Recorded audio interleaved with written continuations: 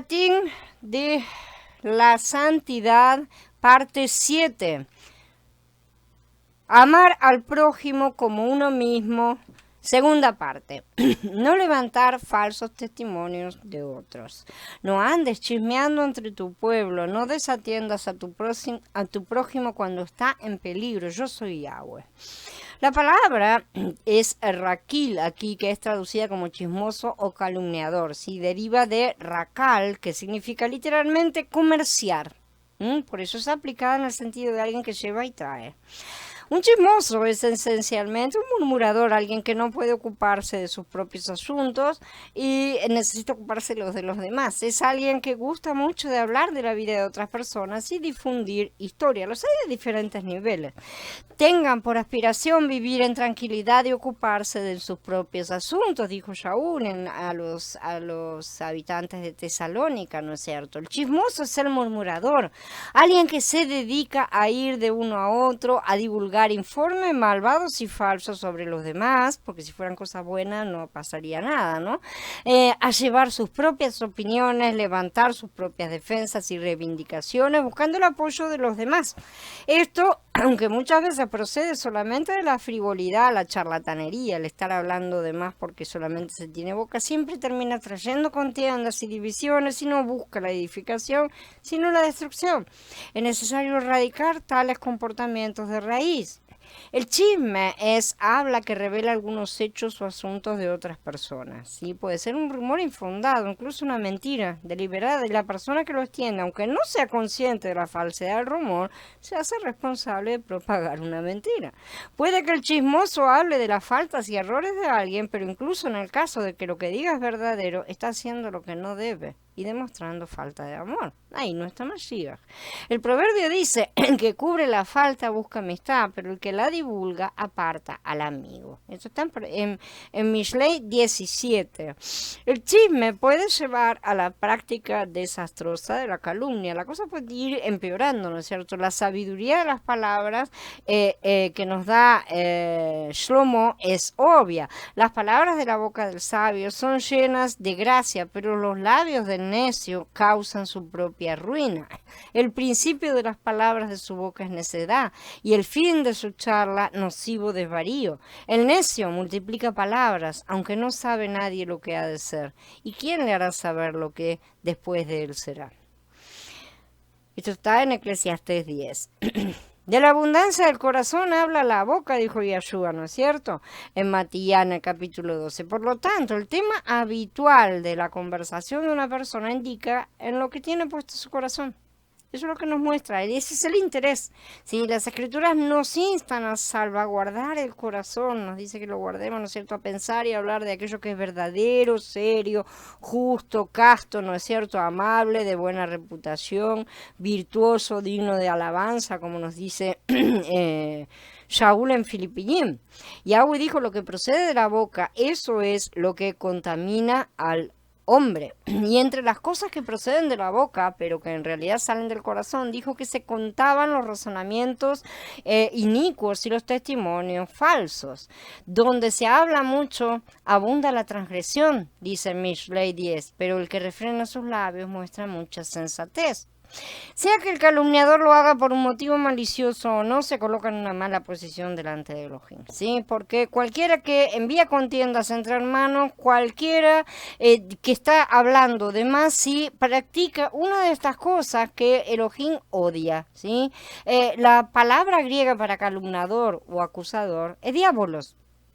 ¿Sí? De donde viene la palabra diablo, que todos conocemos. El término se usa en las escrituras como título de Hasatán, lo sabemos bien, de manera que ya se sabe para quién se está trabajando cuando uno anda murmurando por atrás, calumniando a otros, hablando mal de unos y de otros, llevando y trayendo. No aborrecer a otros, no guardar rencor ni vengarse, dice Elohim.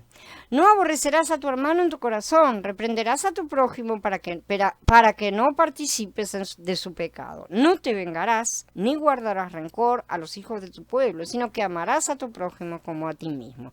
Yo, Yahweh. Estos Pasuquín 17 y 18 son un pensamiento completo, ¿sí? Por lo que tienen que ser tomados juntos. Hay unas cuantas palabras claves que vamos a ver porque las mismas nos ayudan a definir quién es el hermano, ¿sí?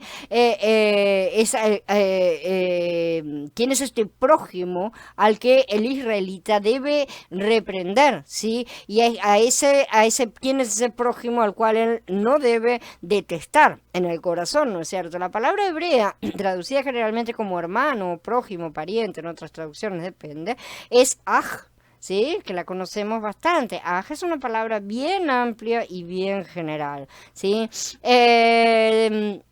La misma puede ser un hermano verdadero, un hermano de sangre, digamos, o un pariente cercano, o también puede significar un amigo cercano. Y el límite más extremo de lo que un hermano es, de un aj es, sí, según definido por los hebreos, es un miembro israelita. Digamos que todos son hermanos dentro de la nación. Ya sea que ese israelita sea un hebreo nacido natural o un extranjero que se haya unido a Israel, él es todavía un israelita y es un aj, se lo considera un aj. Permítanme ser clara en esto no se refiere a nadie fuera de la nación de Israel en este contexto en particular que estamos hablando, ¿sí? Esto no es diferente a un creyente refiriéndose a otro creyente de cualquier otra religión o denominación como un hermano en Mashiach. Es exactamente la misma idea, los que son creyentes somos hermanos, no importa dónde estemos, exactamente lo mismo para ellos. Este concepto es el mismo. En la segunda parte del primer pasuk dice que se repruebe o reprenda al vecino o prójimo. La palabra para vecino es amit acá. Y un amit es igual de amplio y general como aj, ¿no es cierto? Y aunque aj indica más la idea de una persona con quien realmente se tiene una relación familiar cercana o distante inclusive que con la persona, aún hasta en el sentido de la nacionalidad israelita, como dijimos, amit verdaderamente se refiere a una persona, cualquier persona, la cual se conoce, con la cual se tiene un contacto regular. Hoy en día nosotros podemos ir a amigo o conocido, ¿no es cierto? Lo cual incluye tanto amistades como compañeros de trabajo, otros similares, ¿sí? Con los cuales se establecen relaciones por causas fortuitas, más o menos pasajeras. En nuestra sociedad moderna es bastante común vivir al lado de alguien y apenas si saber su nombre o ni siquiera saberlo, ¿no es cierto? Y mucho menos hablar con esos prójimos. No, nadie se habla con el vecino. Esto nunca sucedería en la sociedad israelita ni tampoco en la sociedad común de unos 50 años atrás, sobre todo no las sociedades de las grandes ciudades, sino las sociedades de los lugares más pequeños. Esto se continúa, de hecho, manteniendo en lugares pequeños, en zonas rurales, donde todo el mundo se conoce en mayor o menor medida. Por lo que cuando las escrituras dicen prójimo, ¿sí? Están asumiendo que uno conoce a la persona y que ha desarrollado algún tipo de relación regular con ellos. Por lo menos te cruzas todos los días y lo saludas cuando te cruzas. Una cosa así, sabes quién es, dónde vive y todo lo demás. La idea del Pasuk 17 es que no debemos estar con rabia o tener algún problema con alguien que conocemos y permitir que eso se quede en nuestros corazones, ¿sí? Y tener resentimiento de esta manera, presumiblemente porque no se le dice nada a la otra persona. Más bien Yahweh dice en la segunda mitad del Pasuk 17 que los confrontemos, que le digamos honestamente presumiblemente de manera decente y con amor, ¿no es cierto? Y sin odio ni falsedad, acerca que hablemos con esa persona acerca de lo que causó el problema. Más adelante dice en el Pasuk 18 que no importa el resultado, de cualquier manera, no debemos buscar venganza. Si la persona acepta o no lo que se le ha dicho, no debemos buscar venganza ni permitir que la amargura crezca en nuestro corazón en contra de tal o cual persona. En vez de eso, lo que debemos hacer es amar a tu prójimo como a ti mismo. Aquí tenemos otro concepto que el cristianismo cree que Yahshua inventó, ¿no es cierto?, para reemplazar los mandamientos por los 2 mandamientos de amor, como lo llaman, siguen el Berija allá. Pero vemos que amar a tu prójimo como a ti mismo es verdaderamente un mandato de la Torá, dado a Israel aquí en Vayikra. Ese desconocimiento que tienen muchos los ha llevado a alejarse de la palabra. De hecho, 13 siglos más tarde, cuando Yahshua repite este mismo mandato de la Torá, él reconoce que es un mandamiento antiguo de la ley, de la Torá. Y Yahshua le contestó, amarás a Yahweh tu Elohim con todo tu corazón, con todo tu ser y con toda tu mente. Este es el mayor y el principal mandamiento, al que le había preguntado, ¿no es cierto? Y el segundo es semejante a él, amarás a tu prójimo como a ti mismo. En estos dos mandamientos se basa toda la Torá y los profetas, dice en Matías 22. Y esta persona que le estaba preguntando estaba tratando de atraparlo para hacerlo caer y que dijera cualquier cosa, ¿no es cierto? Pero evidentemente el autor de la Torá misma, ¿no es cierto?, sabía bien a dónde estaba apuntando, a qué cita tenía en la cabeza el que le estaba preguntando, y es esta cita de Vayikra. Solo para mostrar a muchos que consideran la Torá como judaizante, cuando vemos que es la base de todas las palabras de nuestro Adón Yahshua, que muchos judíos creían esto, ¿sí?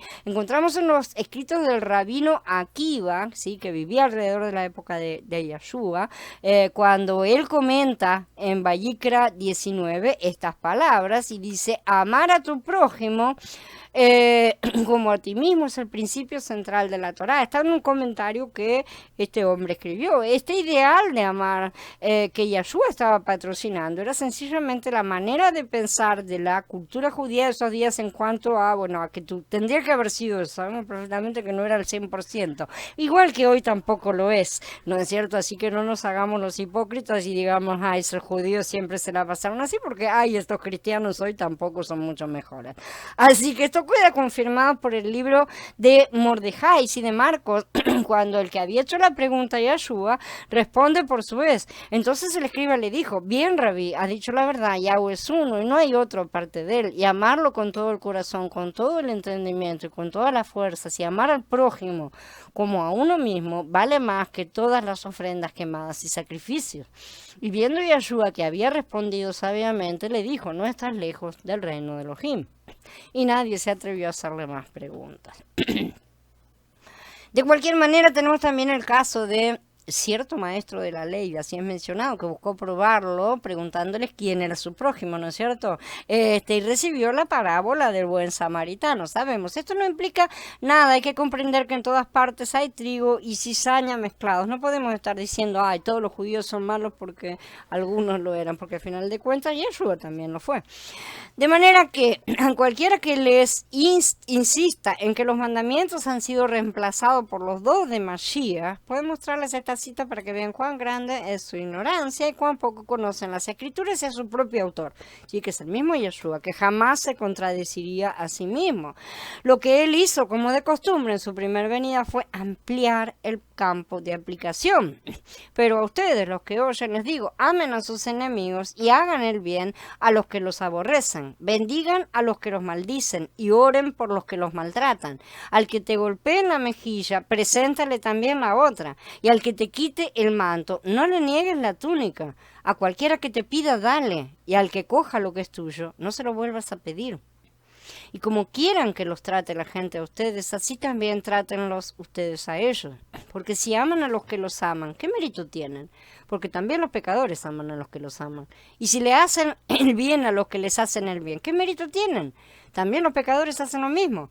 Y si les prestan a aquellos de quienes esperan recibir, ¿qué mérito tienen? Porque también los pecadores les prestan a los pecadores para recibir el mismo trato.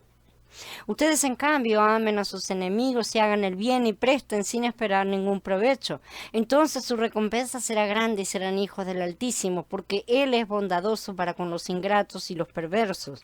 Sean compasivos, como también su Padre es compasivo. No juzguen y no los juzgarán a ustedes. No condenen y no los condenarán a ustedes. Perdonen y se les perdonará. Den y se les dará. Medida buena, apretada, sacudida y rebosante se les dará en su regazo, porque con la medida con que ustedes midan, se les volverá a medir. Esto está en el capítulo 6 de Lucas.